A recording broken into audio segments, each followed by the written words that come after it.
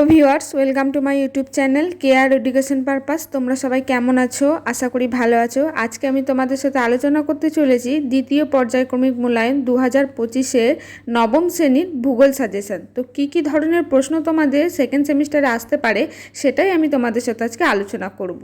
তো চলো ভিডিওটা শুরু করা যাক।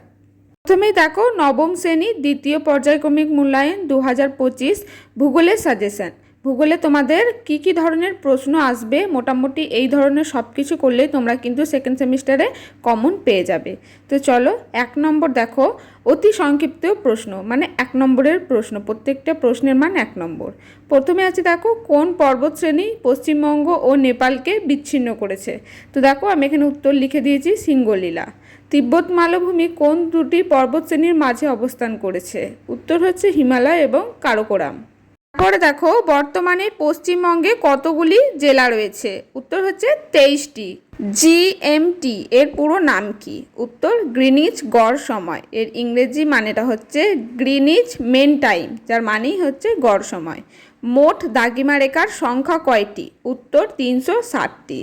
পাত সংস্থান তত্ত্বের জনক কাকে বলা হয়? উত্তর আলফ্রেড লোথার ওয়েগনার। তরাই শব্দের অর্থ কী? সঠিক উত্তর জলাভূমি বা স্যাঁতস্যাঁতে অঞ্চল। ভারতের প্রমাণ দ্রাঘিমা কত? 82 ডিগ্রি 30 মিনিট পূর্ব। ডুয়ার্স শব্দের অর্থ কী? উত্তর দরজা বা প্রবেশদ্বার। পশ্চিমবঙ্গের নবীনতম জেলা কোনটি? উত্তর ঝাড়গ্রাম। পৃথিবীর পরিধি প্রথম কে নির্ণয় করেন? উত্তর ইরাটোস্থেনিস। ভূমধ্যসাগরের আলোকস্তম্ভ কাকে বলা হয়? উত্তর স্টোম্বলি আগ্নেয়গিরি। ভুটানের দীর্ঘতম নদীর নাম কি? উত্তর হচ্ছে মানস নদী। আইএসটি এর পুরো কথাটি কি? এটা হচ্ছে ভারতীয় প্রমাণ সময়। এর ইংরেজি নাম দেখো ইন্ডিয়ান স্ট্যান্ডার্ড টাইম। একটি স্তূপ পর্বতের নাম লেখো। উত্তর সাতপুরা পর্বতমালা। তো এগুলো হলো তোমাদের সব কিছু 1 নম্বরের প্রশ্ন উত্তর। এই ধরনের প্রশ্নগুলি তোমাদের এমসিকিউ আকারেও আসতে পারে, অর্থাৎ 4টি অপশন থাকবে, তোমাদের সঠিক উত্তরটি নির্বাচন করতে হবে। তারপরে দেখো, সংক্ষিপ্ত প্রশ্নের উত্তর দাও, মান 2, প্রত্যেকটি প্রশ্নের জন্য 2 নাম্বার করে। প্রথম প্রশ্ন দেখো, ব্যবিচ্ছন্ন মালভূমি কাকে বলে? র্যাম্প উপত্যকা কাকে বলে? তরাই ও ডুয়ার্স কাকে বলে? স্থানীয় সময় কাকে বলে? সামাজিক ব্রণসৃজনের উদ্দেশ্যগুলি কি? মহাবৃত্ত কাকে বলে? নাটনক কি? রেগোলিথ কাকে বলে? নগ্নিভবন বলতে কি বোঝো? লু কি? এএম ও পিএম কি? পেডিমেন্ট কাকে বলে? কাকে কেন পৃথিবীর ছাদ বলা হয়? পশ্চিমী ঝঞ্ঝা কাকে বলে? তাল কি?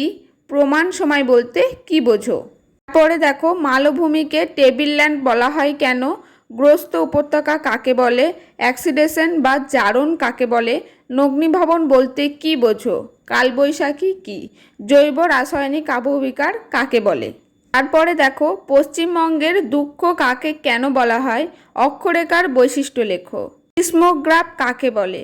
তিস্তাকে ত্রাসের নদী বলে কেন? মৌসুমি বিস্ফোরণ বলতে কি বোঝো? প্রতিবাদ স্থান কাকে বলে? খাদার ও ভাঙার বলতে কি বোঝো?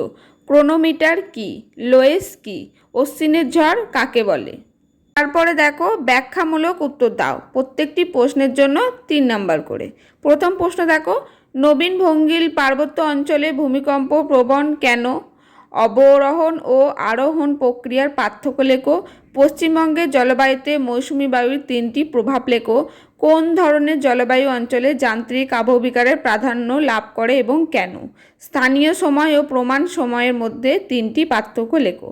টিকা লেখো, ডোনাগ্রাম আর স্বল্পমোচন। আবহবিকার ও ক্ষয়ীভবনের মধ্যে 3টি পার্থক্য লেখো। পশ্চিমবঙ্গের বদ্বীপ অঞ্চলের মাটি লবণাক্ত, ভৌগোলিক কারণ ব্যাখ্যা করো। মরু অঞ্চলে যান্ত্রিক আবহবিকার সৃষ্টি হয় কেন? তো এইগুলো হচ্ছে তোমাদের 3 নম্বর। তো 2 নম্বর 3 নম্বর মোটামুটি এইগুলো সব করলেই কিন্তু তোমরা কমন পেয়ে যাবে।